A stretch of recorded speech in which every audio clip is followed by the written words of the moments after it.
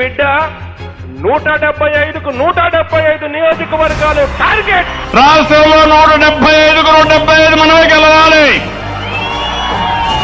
సైకోల్ని ఇంటికి పంపించాలి. 175 175 వచ్చేయాలండి. మేమేం చేయకుండా అలా కూర్చున్నాం. 170 తీసేసుకుని చేతులు ఏళ్ళు పెట్టుకుని కూర్చున్నాం.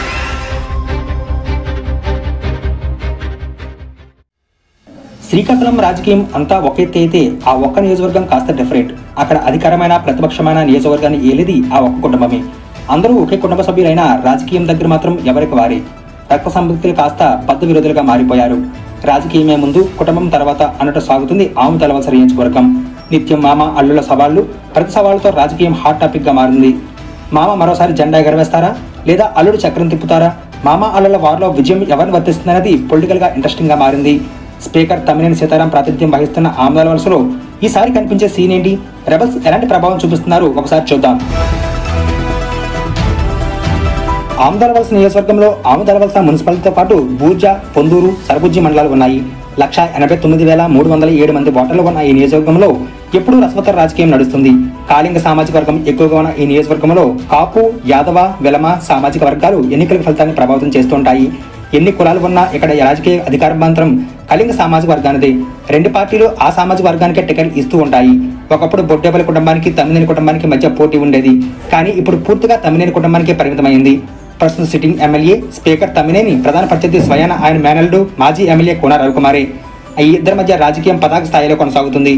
శ్రీకాకుళం ఆమదాల వలస 10 కిలోమీటర్ల రోడ్డు కూడా ఎయ్యలేనటువంటి ఈ దద్దమ్మ మంత్రులు మరి డమాబుస్సుల సీతారాం తెలుసునా? మన జిల్లా డమాబుస్సులోడు ఎవడో తెలుసునా?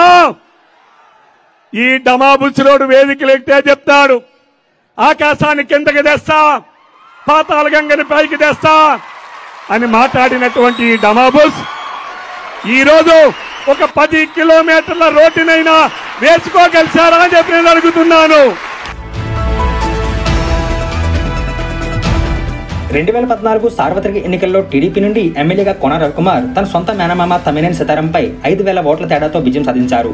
వైసీపీ అభ్యర్థిగా పోటీ చేసిన తమ్మినేని సీతారాంకు చెక్ పెట్టేందుకు ఆయన కుటుంబం నుండే రవికుమార్ను రంగంలో దింపడంతో ఈ నియోజకవర్గంలో ఫ్యామిలీ వార్ మొదలైంది. 2014లో టీడీపీ గెలిస్తే 2019లో సీన్ రివర్స్ అయింది. మేనల్లుడు రవికి చెక్ పెట్టారు తమ్మినేని. వైసీపీ హయాంలో 13,911 ఓట్ల మెజారిటీతో రవికుమార్ను తమ్మినేని సీతారాం ఓడించారు. ఎన్నికల్లో విజయం సాధించిన తమ్మినేని అనుభవం దృష్టిలో ఉంచుకుని వైసీపీ అధిష్టానం స్పీకర్ పదవి కట్టబెట్టింది. తమ్మినేని, కోన రవికుమార్లు మామాలుళ్లే కాదు, బావ బామ్మర్దులు కూడా. కోన రవికుమార్ సోదరిని తమ్మినేని వివాహం చేసుకున్నారు. అంతా ఒక కుటుంబ సభ్యులైన ఆ ఇద్దరి మధ్య రాజకీయ వైరం పతాక స్థాయికి చేరింది. పచ్చగడ్డి వేస్తే బొక్కమనిలా రాజకీయం నడుస్తుంది. గడిచిన 5 ఏళ్లలో ఇదే పరిస్థితి. ఇద్దరు ఎత్తులు పై ఎత్తులు వేసుకుంటూ ఒకరిపై ఒకరు ఆధిపత్యం చూపుకోవడానికి చేయని ప్రయత్నం లేదు. చివరికి పోలీస్ కేసులు, అరెస్టులు, జైలు వరకు వెళ్ళింది. రాజకీయం పెట్టిన చిచ్చులో ఆమదాల వలస ఎప్పుడూ టెన్షన్ గానే కనిపిస్తుంది.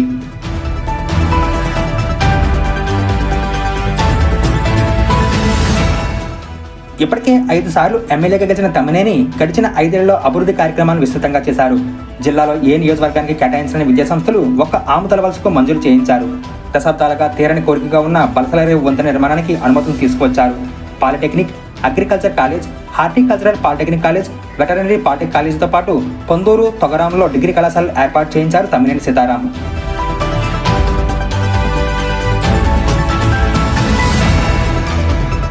నియోజకవర్గంలో అనేక లిఫ్ట్ ఇరిగేషన్ ప్రాజెక్టులు కృషి చేసి అభివృద్ధిపై ఫోకస్ పెట్టిన ఆయన రహదారుల విషయంలో వెనుకబడారని చెప్పాలి. జిల్లా కేంద్రం శ్రీకాకుళం వెళ్లేందుకు చాలా గ్రామాలకు రోడ్డు కనెక్టివిటీ లేదు. నిధుల కొరతతో రోడ్డు నిర్మాణాలు జరగకపోవడంపై స్థానికంగా పెద్ద ఎత్తున విమర్శలు వ్యక్తమవుతున్నాయి. ఉన్న రహదారులు కాస్త గుంతలమయంగా ఉండడంతో స్థానికులు ఆవేదన వ్యక్తం చేస్తున్నారు. ఇక వైసీపీలో నిన్న మొన్నటి వరకు యాక్టివ్గా ఉన్న గాంధీ వైసీపీ నుండి ఆమదాల వలస ఎమ్మెల్యే టికెట్ ఆశించి భంగపడ్డారు. టికెట్ దక్కకపోవడంతో ఆయన పార్టీ సభ్యత్వానికి రాజీనామా చేసి ఇండిపెండెంట్ గా పోటీ చేస్తున్నట్టు ప్రకటించారు. దీంతో వైసీపీ ఓట్లు చీలే అవకాశం ఉన్నాయని విశ్లేషకులు చెబుతున్నారు.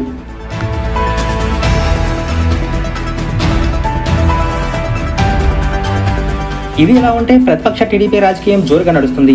నియోజకవర్గంలో టీడీపీకి బలమైన కేడర్ ఉంది. పార్టీ జిల్లా అధ్యక్షుడిగా వ్యవహరిస్తున్న కోన రవికుమార్ అధికార పార్టీకి ధీటుగా పనిచేశారు. దూకుడుగా వెళ్తూ మామ సీతారాముని ఇరుకుని పెట్టేవారు. తనపై ఎన్ని కేసులు పెట్టినా తగ్గేదే లేదంటూ మామతో యుద్ధానికి సై అన్నారు. స్పీకర్ తమ్మినేని నకిలీ సర్టిఫికెట్లతో లాపట్టా తీసుకున్నారని ఆరోపణలు గుప్పించిన రవికుమార్ వాటికి ఆధారాలు బయటపెట్టడంతో పొలిటికల్ గా పైచే సాధించారు. నియోజకవర్గంలో గడిచిన 5 ఏళ్లలో అభివృద్ధి పడకేసిందని, టీడీపీ హయాంలో నిధులు కేటాయించిన రోడ్డు పనులు పూర్తి చేయలేదని ప్రభుత్వంపై విరుచుకుపడేవారు.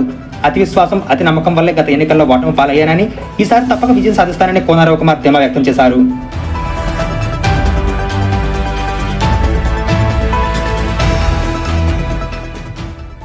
రాజకీయంగా యాక్టివ్గా ఉండే రవికుమార్ నియోజకవర్గంలో నాయకులను కలుపుకుని వెళ్లడం లేదని విమర్శ ఎదుర్కొంటున్నారు. క్యాడర్ బలంగా ఉన్న ఎమ్మెల్సీ ఎన్నికల్లో జరిగిన పరిణామాలు రవికుమార్ కు మైనస్ గా మారే అవకాశం ఉందని అంటున్నారు. టీడీపీ నాయకుడు అన్నెప రామకృష్ణ ఎమ్మెల్సీగా పోటీ చేసిన కోన మద్దతుగా నిలవలేదని, ఓ సామాజిక వర్గం అసంతృప్తిగా ఉందని చెబుతున్నారు. మరికొద్ది రోజుల్లో జరగబోయే ఈ ఎన్నికల్లో ఎవరు విజయం సాధిస్తారో, ఆమదాల వలస ప్రజలు ఎవరికి పట్టం కడతారో మరికొద్ది రోజుల్లో తేలనుంది.